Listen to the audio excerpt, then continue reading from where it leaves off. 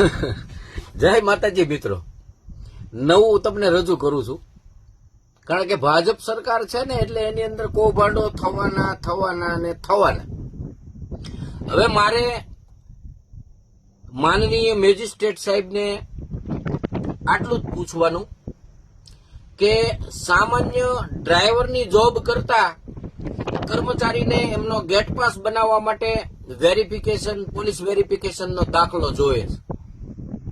કોઈ પણ લિમિટેડ કંપનીની અંદર આ પ્રક્રિયા થતી હોય છે. અને જ્યારે કોઈ પણ ઇલેક્શન હોય ત્યારે ફોર્મ ભરવામાં પોલીસનો દાખલાની જરૂરત હોય છે. અને એ દાખલો આપીએ ત્યારે જ તમારું ફોર્મ સબમિટ થતું હોય છે. આ ફરજિયાત છે દરેક ઇલેક્શનની અંદર, દરેક ચૂંટણી હોય, પછી સામાન્ય કોઈ પણ ચૂંટણી હોય. તો ભાવનગરની અંદર અમારે તાજા નિમાયેલા મેયર શ્રી, એમને ચેક બાઉન્સિંગના ગુનામાં 1 વર્ષની સજા પડેલી છે. હજી હમણાં 2 દિવસ પહેલા જ એમને મેયર જાહેર કર્યા છે. તો મારું ન્યાયપાલિકાને એટલું જ પૂછવાનું છે કે આ લોકોનું જે તે સમયે ઇલેક્શન વખતે એમણે જે પોલીસ વેરિફિકેશનનો જે દાખલો આપેલો હોય, પોલીસ પ્રોટેક્શન જે એની જે કેટલા ચોખ્ખા માણસ છે એના માટે માંગવામાં આવે. આમાં પોલીસ વેરિફિકેશન એટલે કે આની ઉપર કોઈ ગુનો નથી અથવા તો છે પણ એ પોલીસ દાખલો જોઈ. તો આ લોકોને, આ બેનને ચૂંટણી લડવા માટેની સહમતિ ચૂંટણી પંચે કેમ આપી? ત્યારે ઘણા એવા ઉમેદવારોના ફોર્મ રદ થયા હતા. સામાન્ય કેવી બાબત હોય છે રદ થવામાં કે એને એમનો ક્રમાંક નંબર ખબર ન હોય. તો આવા બહાના કાઢીને અપક્ષ ઉમેદવારોના કે વિરોધ પક્ષોના ઘણા ભાજપવાળાએ ફોર્મ રદ કરાવ્યા પરાયણે.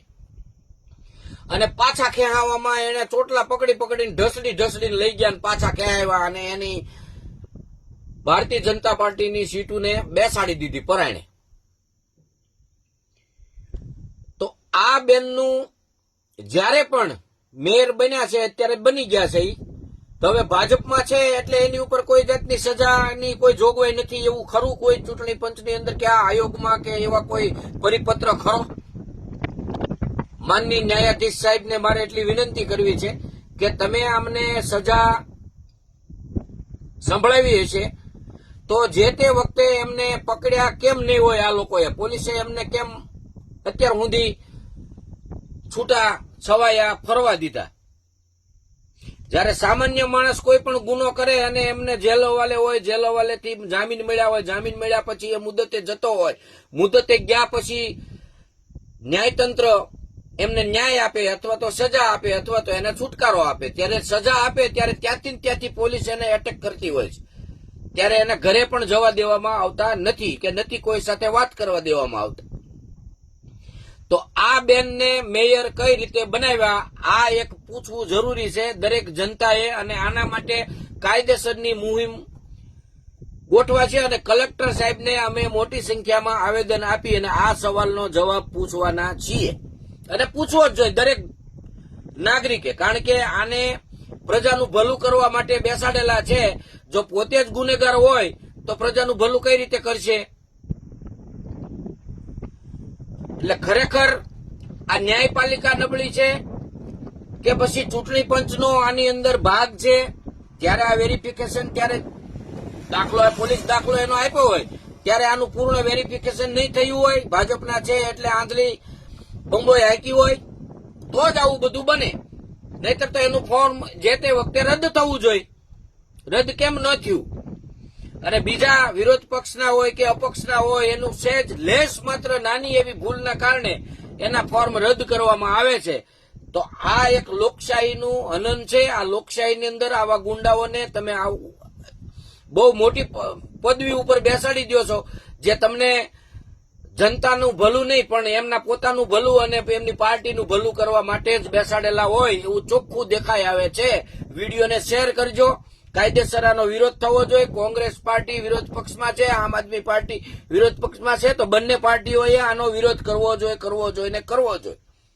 શા માટે ન કરવો જોઈએ? તો દરેકને આ વિડીયો શેર કરજો અને ઘર ઘર સુધી પહોંચાડજો. તમારી સુરક્ષાની કોઈ જવાબદારી ભાજપ લેતું નથી. એનામાં ગયા તમે ગમે એવા ગુંડાઓ, મવાલીઓ, ગમે એવા બુટલેગરો હોય, જે કાંઈ હોય તે ખૂની હોય, મર્ડર કેસ કરેલા હોય કે કેસ બાઉન્સ થયેલા હોય, એની અંદર જાઓ એટલે એની પાસે એવું એક વોશિંગ મશીન છે જેની અંદર બધા મજબૂર થઈ જાય અને આ લોકો જેવું કે એવા હુકમ કરી નાખે છે. જય માતાજી.